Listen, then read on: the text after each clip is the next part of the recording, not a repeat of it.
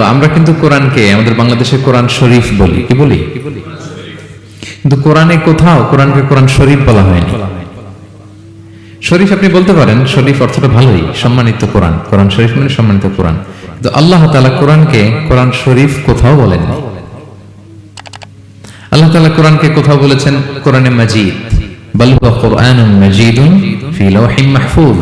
আমি লাওহে মাহফুজে এই কোরআনে মাজিদকে রেখেছি। লাওহে মাহফুজ 7 আকাশের উপরে। তুলুহু মা বাইনাস সামাই ওয়াল আরদ, আকাশ জমিন যত লম্বা লাওহে মাহফুজ ঠিক তত লম্বা।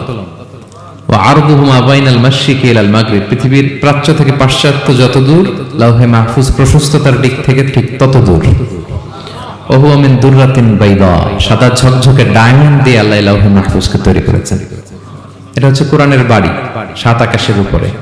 আল্লাহ বলেছেন বাল হুয়া কুরআনুন মাজিদ, কোরআনে মাজিদ বলছেন আল্লাহ, কোরআন শরীফ বলেন নাই। আরেক আয়াতে আল্লাহ তাআলা বলেছেন ইয়াসিন, তারপরে কি? ওয়াল কুরআনিল হাকিম।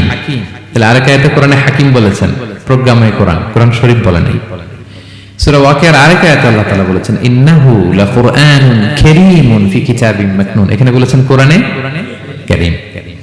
সূরা হিজরের এক আয়াতে আল্লাহ বলেছেন কোরআনে আযীম, ওয়ালাকাদ আতাইনাকা সাবআম মিনাল মাসানি ওয়াল কুরআনাল আযীম, নবী হে আপনাকে আমি নিত্য পাঠনীয় সপ্ত বাক্য দিয়েছি আর কোরআনে আযীম দিয়েছি।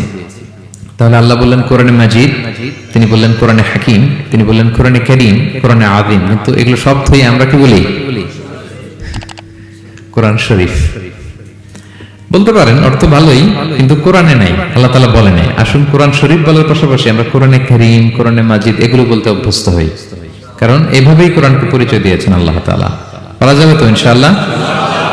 শুধু কোরআনই কোরআনের নাম নয়, এছাড়াও কোরআনের আরো অনেক নাম কোরআনে খুঁজে পাওয়া যায়। যেমন কোরআনের একটা নাম হচ্ছে আল কিতাব। কোরআনের একটা নাম কি?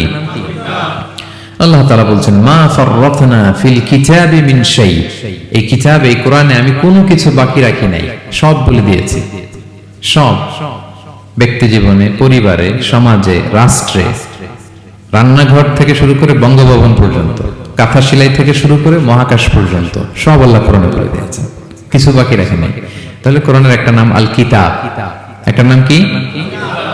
কোরআনের আরেকটা নাম আল ফুরকান, সত্য মিথ্যার পার্থক্যকারী, the criterion between right and wrong. কোরআন পড়লে বোঝা যায় কোনটা সত্য কোনটা মিথ্যা। আল্লাহ তাআলা বলেন তাবারাকাল্লাযী নাযালাল ফুরকানা আলা আবদিহি লিয়াকুনা লিল আলামিনা নাযীরা, আমি কোরআনকে ফুরকান বানিয়ে পাঠিয়েছি যাতে করে বিশ্বনবী মানুষকে সতর্ক করতে পারেন।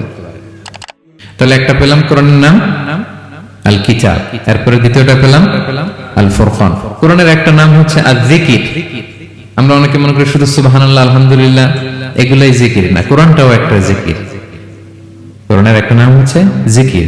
আল্লাহ তাআলা বলছেন ইন্না নাহনু নাযালনা যিকরা ওয়া ইন্না লাহু লাহাফিযুন, নিশ্চয়ই আমি এই জিকিরকে মানে কোরআনকে নাযিল করেছি, আমি এই কোরআনকে সংরক্ষণ করব।